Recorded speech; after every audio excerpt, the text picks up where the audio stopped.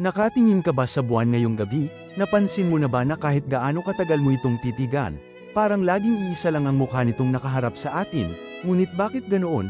Ano ang lihim sa likod ng misteryosong ugali na ito ng ating buwan? Ngayon, sisiyasatin natin ang siyensya na bumabalot sa isa sa mga pinakakaakit-akit na palaisipan sa kalawakan. Hindi ito aksidente o isang mahiwagang kapalaran. Ito ay ang resulta ng isang matagal na sayaw ng grabidad, isang pangyayari sa kalawakan na tinatawag nating tidal locking o pagkalak sa puwersa ng alon. Sa simula, mabilis na umiikot ang buwan.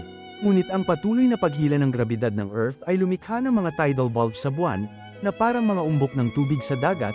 Ang mga umbok na ito ang nagiging susi sa pagkaunawa sa misteryo. Sa simpleng paliwanag, ang buwan ay dahan-daang bumagal ang pag-ikot nito dahil sa patuloy na paghila ng grabidad ng Earth sa loob ng bilyon-bilyong taon. Ito ay parang isang mananayaw na unti-unting bumabagal ang pag-ikot hanggang sa sumabay na siya sa ritmo ng kanyang partner.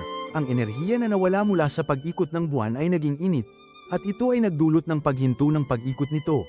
Kaya ngayon ay laging iisa ang mukha nitong nakaharap sa Earth. Ito ay isang perpektong halimbawa ng kung paano ang mga puwersa ng kalikasan ay humuhubog sa ating universo.